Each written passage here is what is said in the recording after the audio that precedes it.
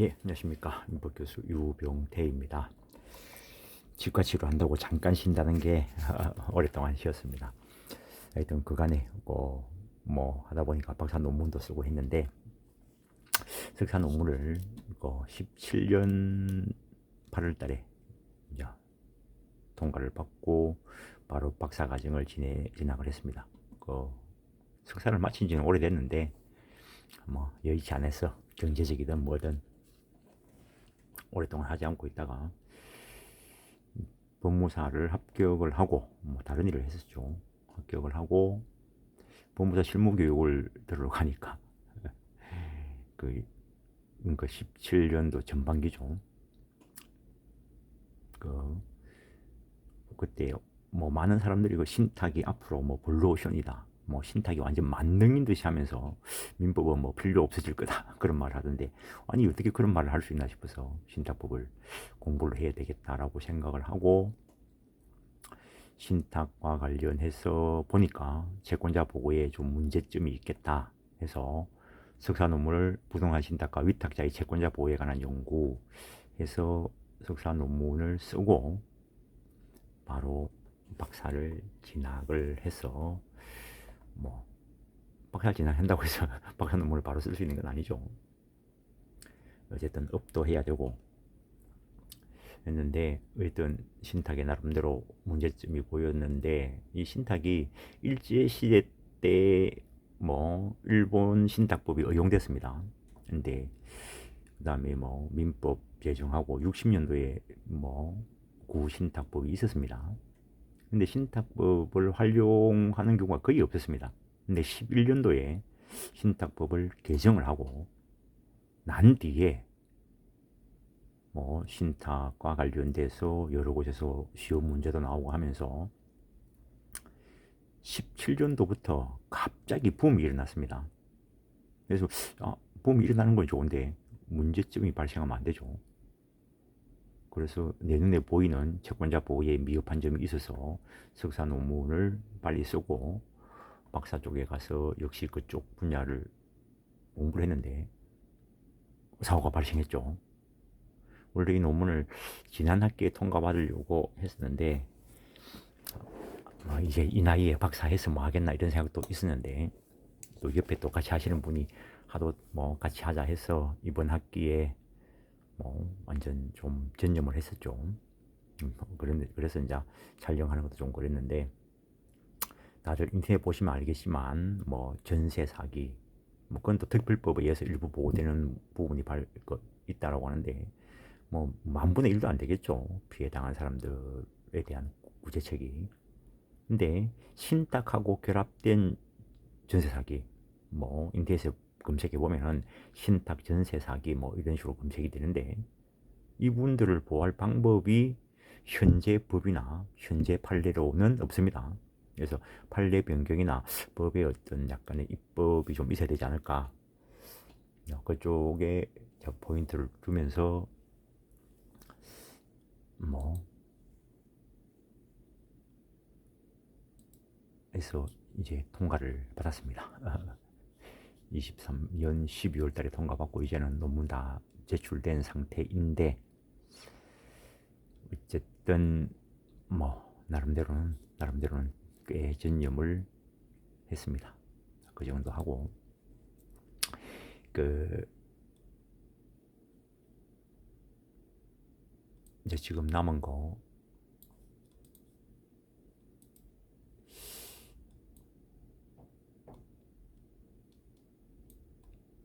요 다수당사 채권 관계에 있어서 교과서를 보시면 682페이지에 표가 하나 있는데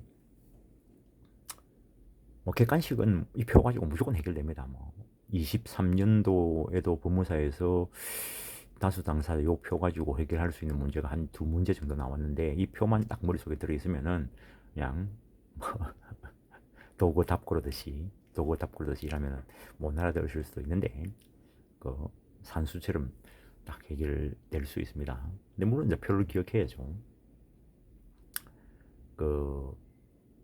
조금 공부하신 분들은 다수당사 채권 관계에서 절대적 효력이 있는 거, 절대적 효력이 없는 거, 그게 중요하다는 걸 아실 텐데, 그거는 어떤 나라에서 뭐 어떤 것들을 절대적 효력을 줄 것인가, 그는 그 나라 입법 정책상의 문제다. 그 말은 우리나라에 규정되어 있는 것대로 기억해달라는 이야기죠. 물론 필요성이 다 있겠죠. 근데 뭐 필요성 공배라는 건 안 할 거니까. 그래서 뭐 교수님들이 쓴 교과서를 읽어야 그런 마인드가 형성이 됩니다. 근데 뭐 조문 판례만 여러 개 해놓은 거 가지고 마인드가 형성될 거라고 생각하면은 오산이죠. 뭐 머리 좋은 사람들은 그 판례 다 외울 수도 있겠지만 내도 판례 다 못 외웁니다. 그렇지만 원리를 정확하게 퇴적하고 있으면은 그 해당되는 사안에서 판례와 유사한 결론을 끄집어낼 수 있습니다. 자치하고.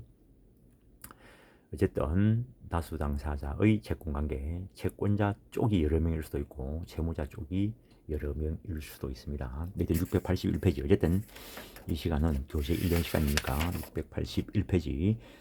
다수 당사자의 채권관계, 즉 수인의 채권자 및 채무자라 하면 하나의 급부를 목적으로 하는 채권자 또는 채무자가 여러 명인 채권관계로서 채권자 또는 채무자의 수만큼 복수의 채권관계가 존재하는 경우를 말한다라는 것.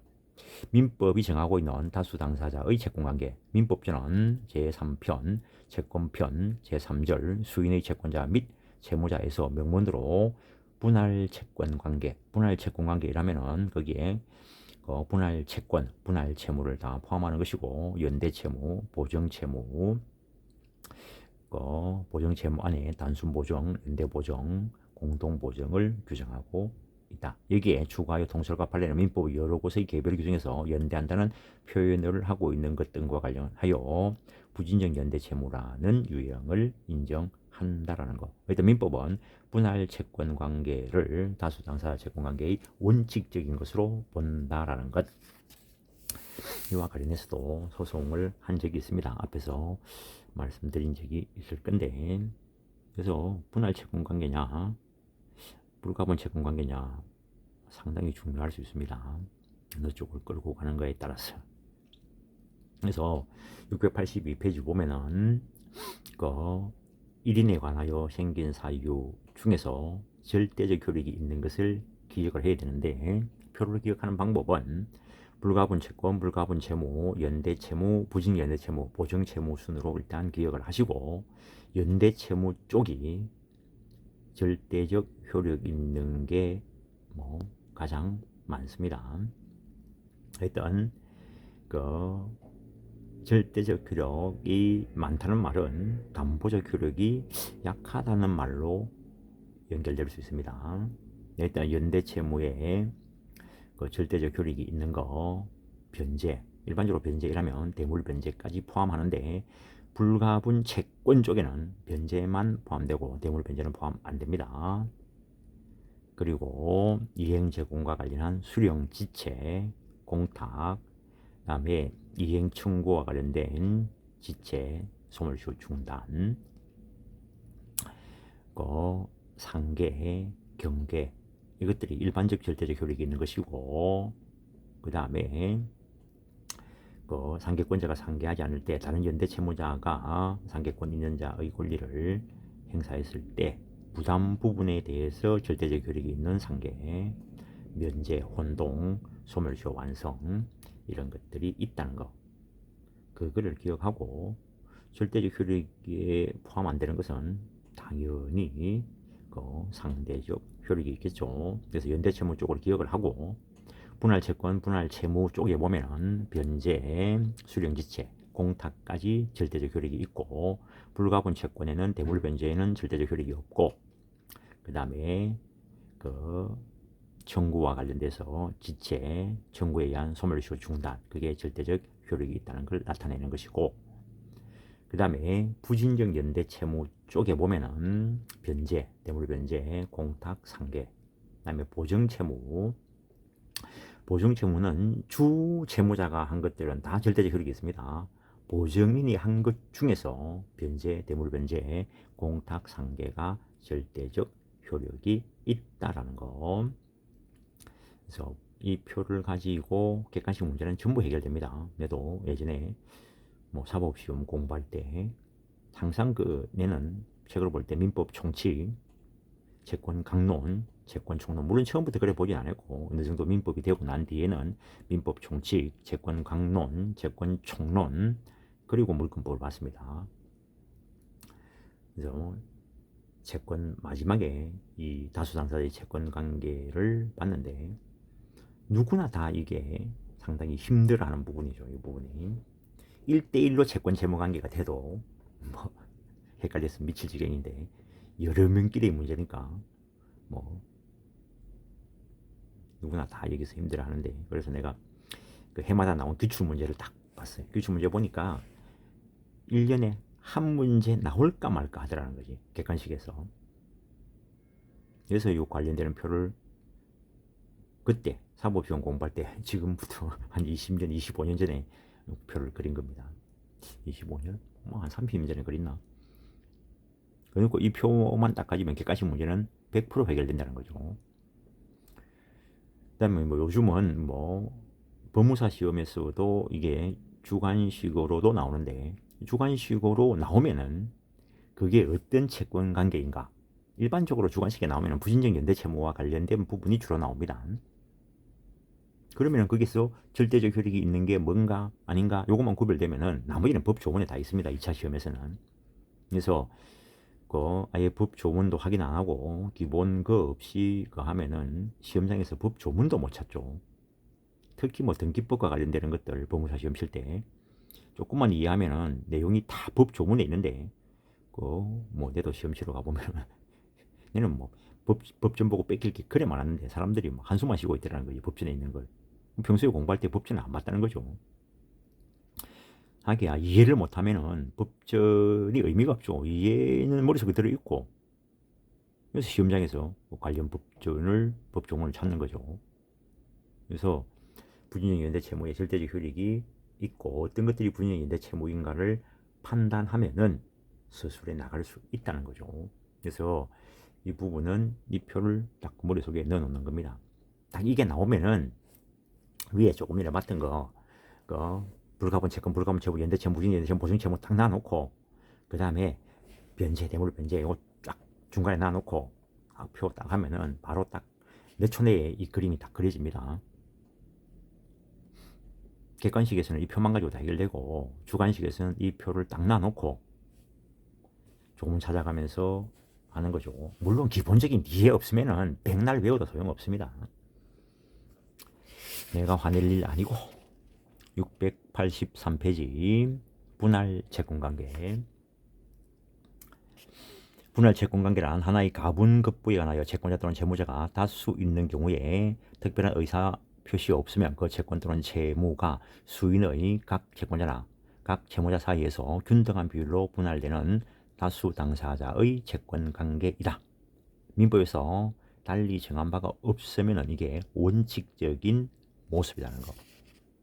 승리 분할 채권의 예, 뭐 분할 채권, 가분 채권이라고 하기도 합니다.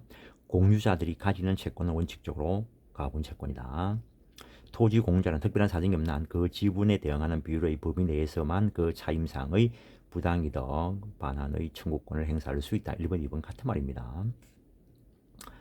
3번 토지 매도인은 이인의 공동 매수인에게 특별한 사정이 없는 한 각 2분의 1씩 2분권에 관하여 각 소유권 이등기 절차를 이행할 의무가 있는 것인 바 잔대금 지급을 지체하고 있던 위 공동 매수인 중 1인이 잔대금 전액을 지급하였다 하더라도 그러한 사정만으로는 동인에게 다른 공동 매수인의 지분 부분에 관해서까지 소유권 이전 등기 소요 수리를 교부할 수 있는 특별한 사정이 있다고 할 수 없다.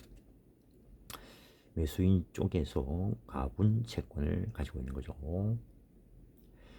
피고를 포함한 4인의 매도인이 원고를 포함한 4인의 매수인에게 임야를 매도하기로 하는 계약을 체결한 경우 매매계약의 무효를 원인으로 부당이득으로서 계약금 반환을 구하는 채권은 특별한 사정이 없으면 불가분 채권 채무관계가 될 수 없으므로 매도인 중의 1인에 불과한 피고가 매수인 중의 1인에 불과한 원고에게 위 계약금 전액 반환 청구할 의무가 있다고 할 수 없다. 가분 채권 관계다라는 걸 이야기하는 것이고 분할 채무의 공유자들이 가지는 가분 채권에 의하는 채무자의 채무는 가분 채무.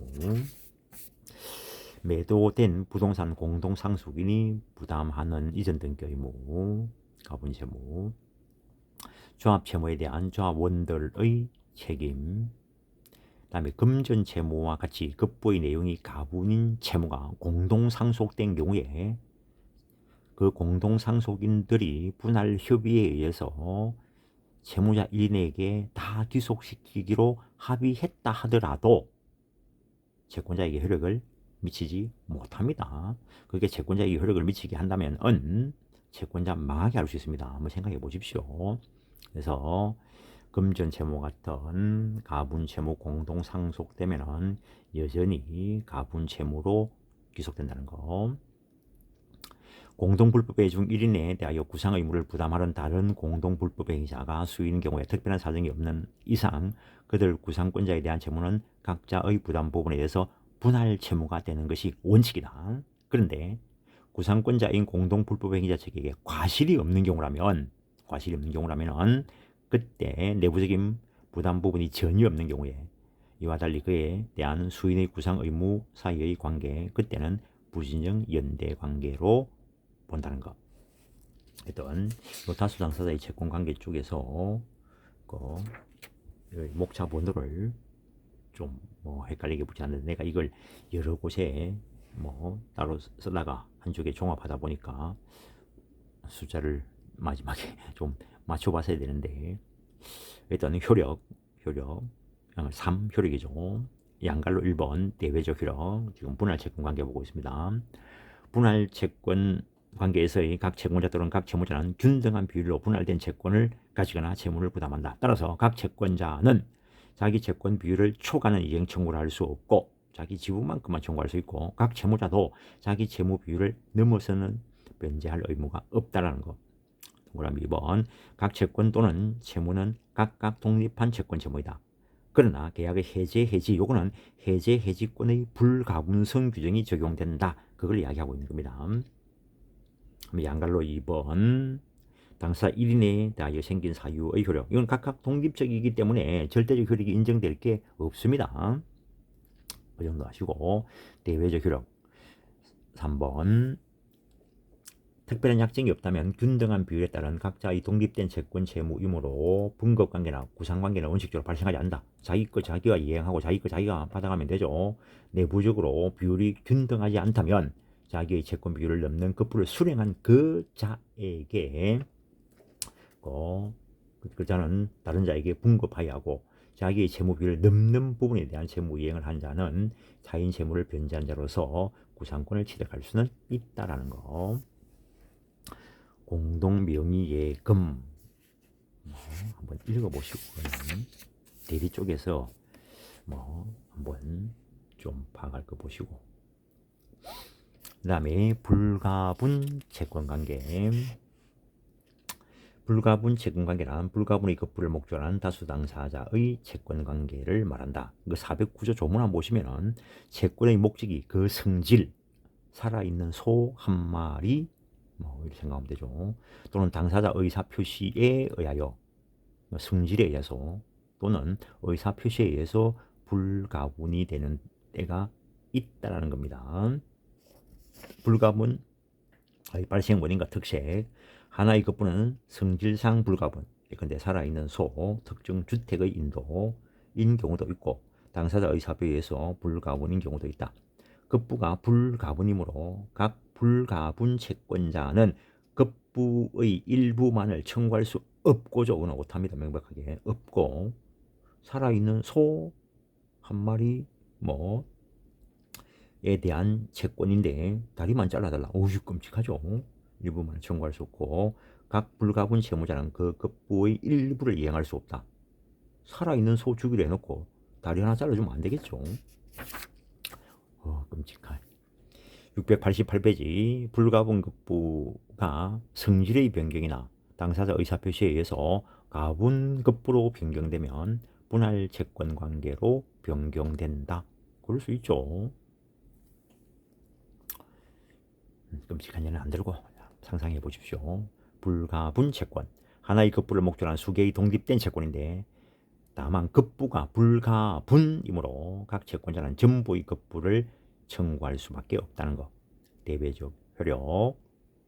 각 채권자는 모든 채권자를 위하여 채무자에게 전부 이행을 청구할 수 있고, 채무자는 모든 채권자를 위하여 각 채권자에게 전부를 이행할 수 있다. 당연한 이야기죠.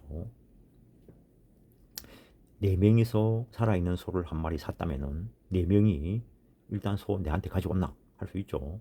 채무자도 살아있는 소 그걸 채권자 중에 한 사람한테 이행하면 되겠죠. 물론 약정으로 4명이 다 있을 때 이행해야 된다. 뭐 약정할 수는 있겠지. 불가분 채권자들 중 1인의 채권자에게 생긴 사유의 효력, 절대적 효력이 있는 경우, 이게 법 조문에 있습니다. 절대적 효력이 있는 것들에 대한 거. 그래서 객관식 시험 칠 때는 저 표만 하면 되고, 주관식 할 때는 저 표를 가지고 어떤 게 불가분 채권 관계냐, 부진익 연대 채무 관계냐, 이런 것들을 판단을 하고, 그다음 표하고 조문만 가지고 해결이 됩니다. 소위 제기, 강제집행도 한 사람 이름으로 할 수 있다. 따라서 이행 청구와 그에 따른 이행 지체, 소멸시효 중단도 절대적 효력이 있다. 이행과 그 제공, 채무자는 모든 채권자를 위하여 각 채권자에게 전부 이행할 수 있다. 따라서 채무자의 변제, 변제 제공, 공탁, 변제 제공에 따른 수령 지체, 이것도 절대적 효력이 있다라는 것. 그래서 이거는 볼 때 절대적 효력이 있는 걸 기억하고 거기에 해당 안 하는 거는 다 상대적 효력이 있다 이렇게 기억하고 넘어가는 겁니다. 대내적 효력. 민법에明문의 규정은 없다. 그러나 불가분 채권의 변제를 받은 채권자는 다른 채권자에게 대하여 내부관계의 비율에 따라 그의 급부이익을 지급하여야 한다. 당연한 이야기죠. 불가분 채무. 수인이 불가분 채무를 이행하여야 할 채무이며 각 채무자가 단독으로 전부 급부를 이행할 수 있는 채무이다. 불가분 채무에 대한 채권자는 채무자 1인 또는 수인에 대하여 동시 또는 순차로 불가분 급부의 전부를 청구할 수 있다. 즉 필수적 공동소송은 아니다. 어떤 채무자는 전부를 이행하면 되는 거고, 불가분 채무에 공유자들이 부담하는 채무는 불가분 채무가 원칙이다. 대지 사용권이 없는 전유 부분의 공유자는 위와 같이 대지 지분 소유자에게 부당이득을 반환할 의무가 있는데, 이 의무는 특별한 사정이 없는 한 불가분 채무이므로 일부 지분만을 공유하고 있더라도 전유 부분 전체 면적에 대한 부당이득을 반환할 의무가 있다라는 거. 임대차와 관련된 것 한번 읽어보시고, 로마자 5번 공동상속인들의 건물 철거 의무는 거승기사를 불가분 채무를 할 것이고, 각각 그 지분 한도 내에서 건물 전체에 대한 철거 의무를 진다. 대외적 효력.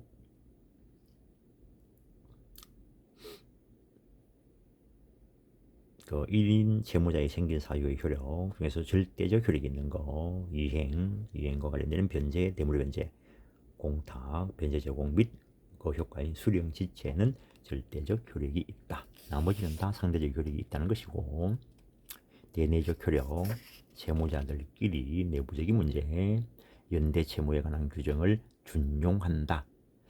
그래서 공부하실 때 조문을 확인을 해놔야 주관식 시험에서 부담 없이 쓸 수 있습니다. 변제를 한 채무자는 다른 채무자에게 그들의 부담 부분에 대하여 구상할 수 있다. 특별한 사정이 없으면 불가분 채무자들의 내부적 부담 비율은 균등한 것으로 추정되나, 불가분 채무자 사이에 부담 부분에 대한 특약이 있거나 특약이 없더라도 채무자의 수익 비율에 일이 다르면 그 특약 또는 비율에 따른 부담 부분이 결정된다. 따라서 불가분 채무자가 변제 등으로 공동 면책을 얻은 때에는 다른 채무자의 부담 부분에 대하여 구상할 수 있다라는 것. 연대 채무와 비교, 의사표시에 의한 불가분 채무와 연대 채무는 본질에 있어서는 차이가 없고, 다만 대외적 효력에 있어서 절대적 효력이 인정되는 범위에 차이가 있다. 진정 연대 채무에 절대적 효력으로 인정되는 것이 많다. 따라서 절대적 효력이 많은 게 담보력이 약합니다. 그 정도 하고 691페이지에 연대채무 로마자 4 연대채무로 일단 해 놓으시고, 이번 시간은 여기까지 하겠습니다. 예, 수고하셨습니다.